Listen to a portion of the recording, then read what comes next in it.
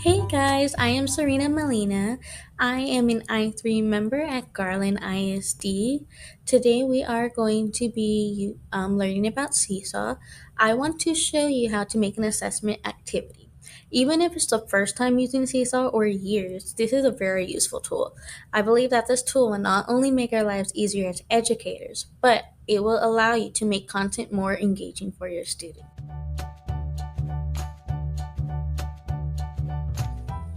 So, we will be learning how to make a formative assessment with Seesaw.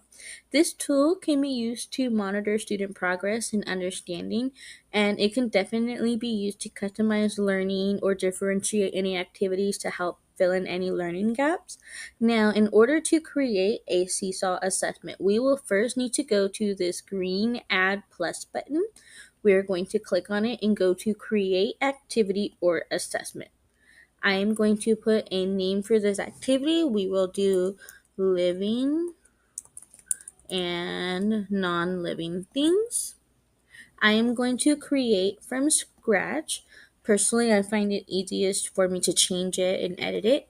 I will be uploading a image I had used to make a background using Canva. After uploading my background image, it's immediately locked. What I am going to do is go to this check mark. I'm going to click on questions. Now, look over here. There are question types.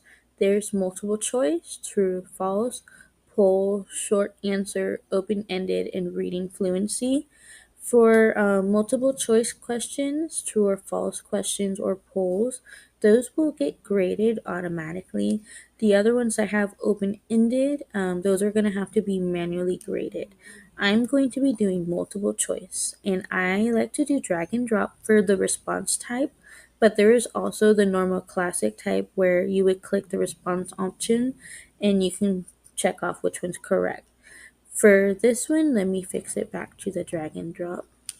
I am going to have a question. I am going to do living. That way it can be a label. Using Canva, I also created little images. I am going to go to upload for the images. After uploading the images, you are going to check mark all the items that you put for in the living category. I'm going to hit add.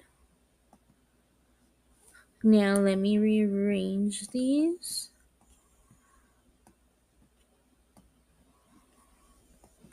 After adding the images and rearranging the label and the section for all the answers to be dragged to, I'm going to also add the other side for the non-living. Again, I will be going to the check mark and the question, doing the same multiple choice drag and drop. I do have it on practice mode, that way the students can double check their work. It will give them immediate feedback. There is assessment mode, but the students won't be able to see their scores until after you approve the post. So now this is non-living. Again, I added my images that I want to be for the non-living section. I check mark all those because those are the images I want to be correct in that section for non-living. I'm going to hit add, and I move all the images the way I want them to be placed. They will immediately be locked until it's time for the students to do the drag and drop.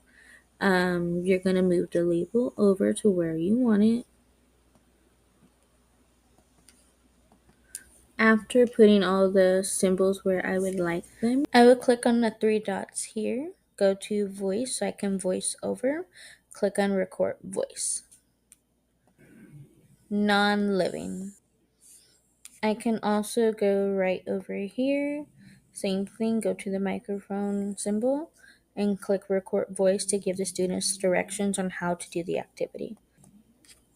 When you want to see it from the student's perspective, there is this little symbol right here to see it from the student's side.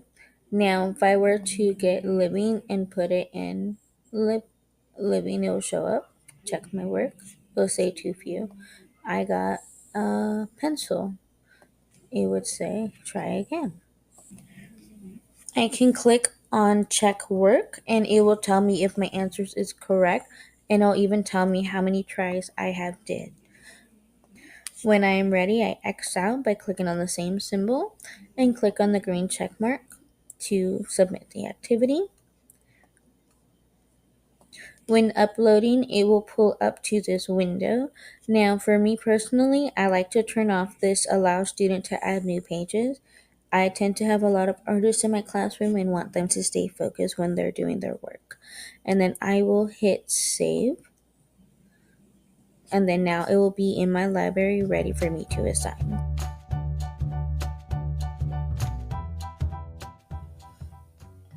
Okay, so I wanted to show a completed assessment activity I had made for a science test.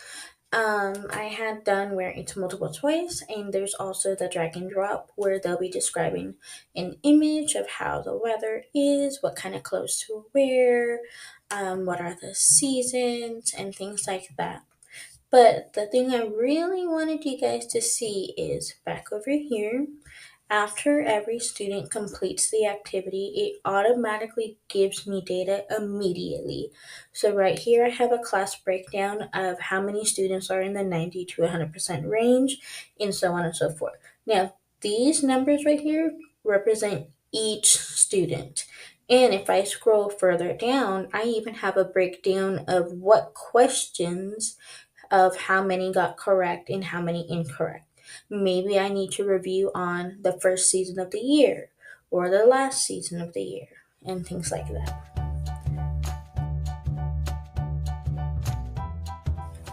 When I want to create a background for my assessment activities with Seesaw, I always come to Canva. They are my absolute favorite, my go-to. I will be going to presentation to create a background. And the awesome thing about this is that there are so many things available. You could literally just go and search and say we want to do habitat. It will show a presentation background with habitats. I can even just use this one right here and just have the first page alone and then create my drop downs for this activity. So saying I want to make a activity about habitats and I want to add some other little elements, I'll go to this left hand side. There's design elements text. I'm going to go to elements and I can go ahead and search anything. I can search. I wanted to add some lines, so what I did was type that in and then go ahead and move it to where I want it to be. And then whenever I am ready, I go to share and scroll down to download. But let's pretend we don't want all this background. I can go to add page to make a brand new page and say I want to do a plain background, or I can even just search background. And let's just do. So I found a cool brick background. So what I'm going to do is take this and then stretch it out so it could fill out throughout the whole thing. And then I can always say I want to add some little squares so I could be able to add some things. So I added 2 little squares to be for a section, and then I can even do one right here in the middle and then change the color to the same color as the other one, and even just stretch this out a little bit more and say that this one I want to do on needs and wants. So let me go ahead and type that in. I'm going to go to the left hand side and add a text box and move it right over here to where I want it. So I added my text box here and I changed it to this font, color, and then I am ready to save this as a background. You will go to share and then click on download, and then you would do is save it as JPG and then scroll on down and download.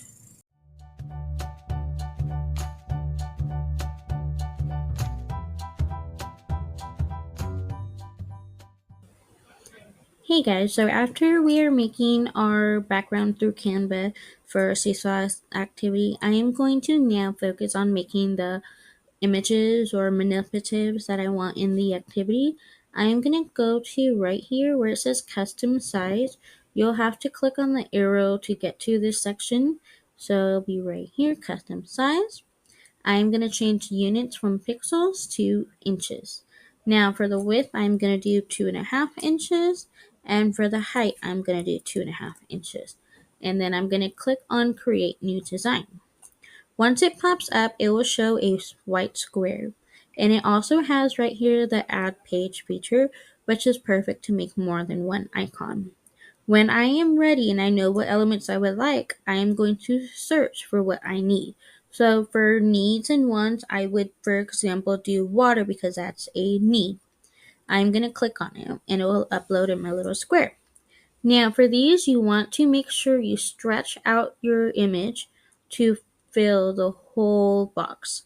That way, when you go to remove background, it will be the size that we need. And then when I am ready, I will click on add page and go ahead and make my next icon. Now I have added all the icons I want to have. So I have water, food, shelter, clothing, toys, video games, ice cream, and soda. When I am ready, I'm going to go to share. I'm going to scroll down where I click on download. Once we go to download, you want to make sure you click on transparent background. That way it will remove the white image around and it will just be the item that we want. And then click on download. And then it will be uploading. It'll be ready for you to upload to Seesaw.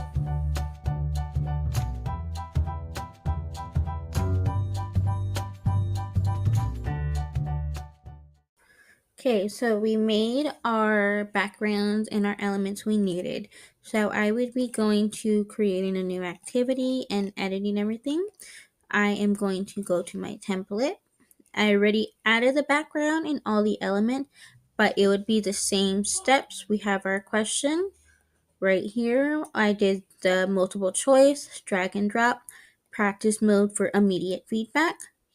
Needs is our label, and our response options right here are all these images, and all I did was click on upload to upload those images. And make sure to click the check mark for those because these are the ones that we want in this category. And I'll go back to save.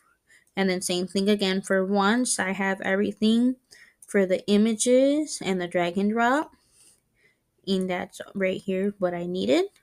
And if you want, you can still do the voiceover. Sorry, let me go ahead back to the hand icon. And right here is the options to record your voice and have the students hear the teacher read them the questions and what the directions are. And even say that we don't know what kind of question we wanted. There is a feature right here where it does find questions for you. This tool uses AI, and say I wanted to search for a question of the Boston Tea Party.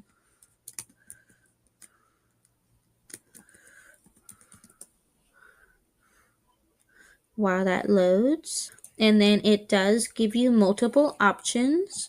You can even edit the question. Say you wanted to change this question to a drag and drop, you can definitely do that. There's even true and false options. There is short answer, open-ended. There is plenty of things to do that Seesaw helps you with your assessive activity. I'm going to go ahead and X out of this because I don't need that. But when I'm ready, I can always double check to see from the student's point of view if I'm interested in that. And I can always click on the green check mark because I am done making my activity and I'm uploading it to my library. And don't forget to turn off this feature and then go to save. And then when I'm ready, I can just go ahead and assign it to my class. Thank you. Here are some key points to review in making your Seesaw assessment. I also connected some resources for more support. Seesaw has a very useful YouTube channel. I do want to say thank you so much for watching this video. I hope I answered any questions and I look forward to all the activities you will do in your own classroom. Thank you.